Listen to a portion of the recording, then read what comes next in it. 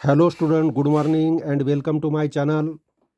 आज chapter number 5 reconstitution of partnership, इसमें death of partner देखना है। रिकंस्टिट्यूशन ऑफ पार्टनरशिप में 5 नंबर का टॉपिक डेथ ऑफ पार्टनर, ये टॉपिक हमें देखना है। तो पहला, meaning. Death of partner meaning क्या है?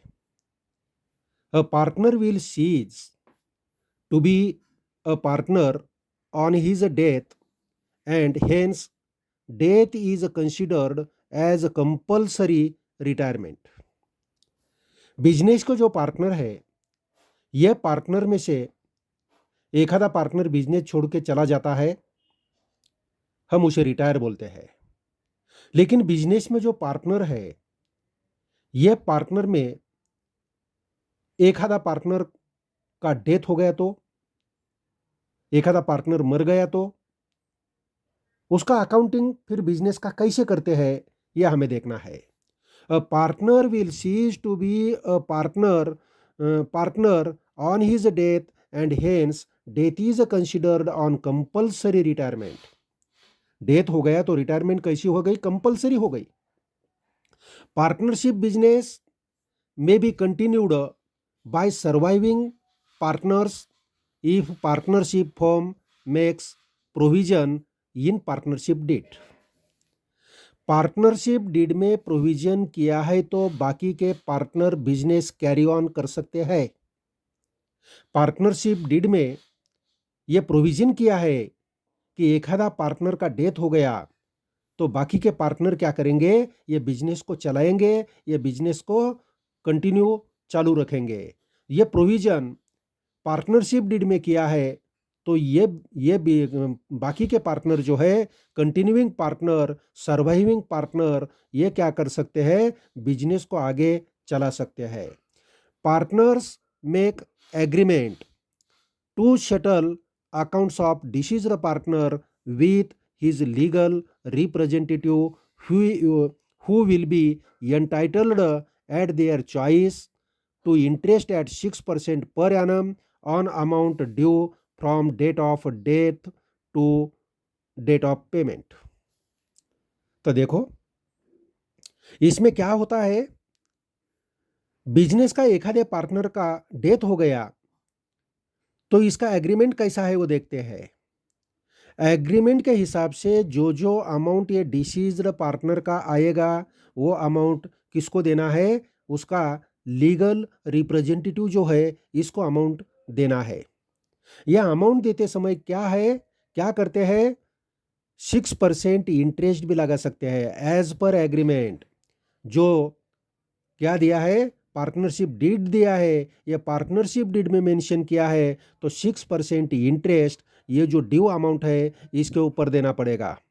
इसके ऊपर कहाँ से देना पड़ेगा? अमाउंट जो ड्यू है, ये डेट के डेट से, ये पेमेंट का जो डेट है, वो पेमेंट के डेट तक 6% इंटरेस्ट, ये ड्यू अमाउंट पर 6% देना है जब पार्टनरशिप डीड में ये मेंशन किया है तो। दूसरा दिया है new profit sharing ratio. New profit sharing ratio means जो पार्टनर का डेथ हो गया वो छोड़ के बाकी जो कंटिन्यूइंग पार्टनर है, सर्वाइविंग पार्टनर है, उनका रेशियो, उसे बोलते हैं new profit sharing ratio. On death of partner, profit sharing ratio of remaining partners changes. Remaining partner का रेशियो जो है, ये एक पार्टनर का डेथ हो गया तो बाकी जो रिमेनिंग पार्टनर है उनका रेशियो क्या, प्रॉफिट शेयरिंग रेशियो क्या होता है? चेंज होता है। Profit sharing ratio of remaining partners increase because remaining partner का जो प्रॉफिट शेयरिंग रेशियो है, ये इंक्रीज होता है।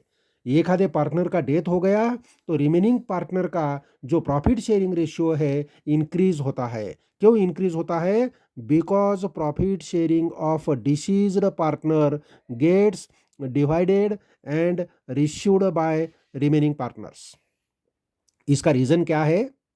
जो पार्टनर का डेथ हो गया उसी का जो प्रॉफिट शेयरिंग रेशियो था ये रेशियो भी वो प्रॉफिट शेयरिंग भी ये रिमेनिंग पार्टनर सर्वाइविंग पार्टनर को मिलता है। इसलिए रिमेनिंग पार्टनर का रेशियो क्या होता है, इंक्रीज होता है। इसके बाद देखना है गेन रेशियो और benefit ratio. Gain ratio benefit ratio, gain ratio benefit ratio क्या होता है? बेनिफिट और gain ratio is a ratio, benefit or gain ratio is a ratio by which surviving partners are benefited due to death of partner।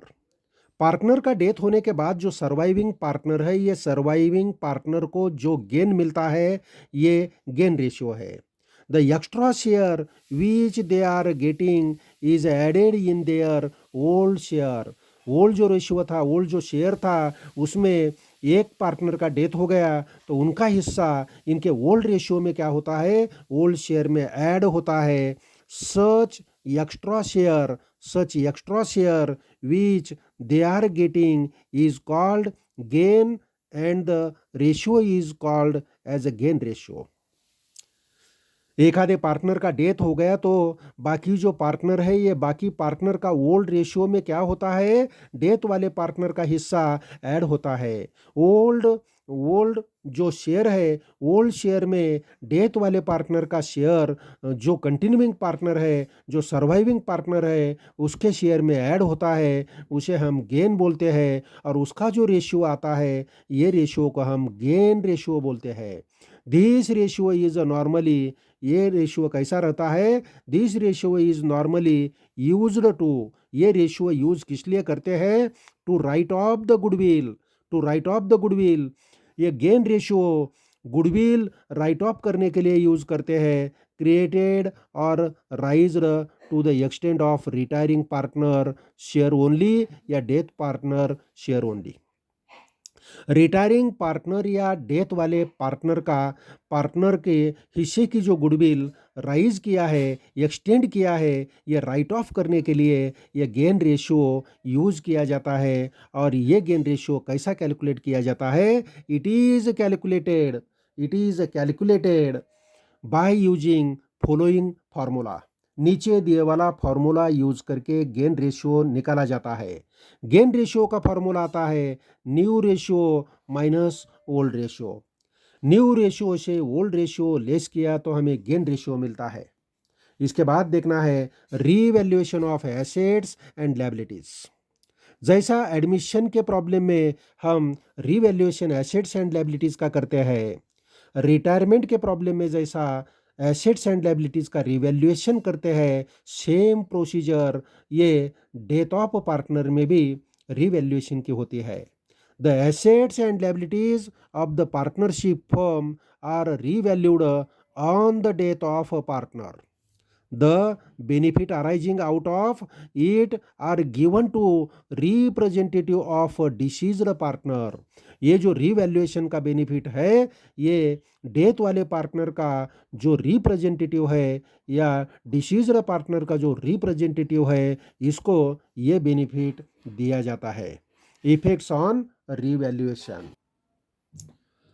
तो जो deceased partner है ये deceased partner के representative को ये जो बेनिफिट है ये बेनिफिट दिया जाता है। रीवैल्यूएशन के ऊपर क्या किया जाता है, asset and liabilities revaluation account के डेबिट एंड क्रेडिट साइड पर लिखते हैं।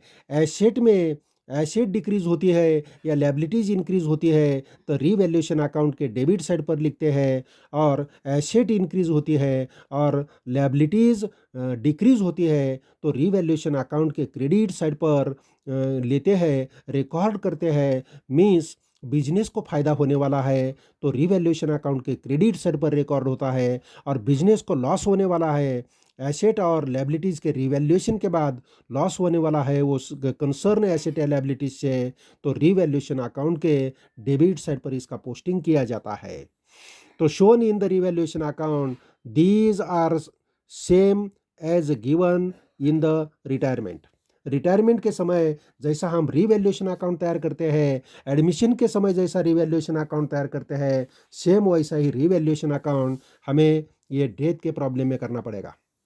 द प्रॉफिट और loss on revaluation is transfer to deceased partner's capital account to the extent of his share. इसके बाद देखना है amount due to deceased partner's executor nominee और एडमिनिस्ट्रेटर। डिसीज्ड पार्टनर के एग्जीक्यूटर या नॉमिनी या एडमिनिस्ट्रेटर को जो अमाउंट ड्यू होता है ये कैसा है। Capital, the capital of the deceased partner is calculated. Capital कैसा कैलकुलेट किया जाता है डिसीज्ड पार्टनर का। The capital of the deceased partner is calculated on the basis of the balance of capital of deceased partner shown in the last balance sheet.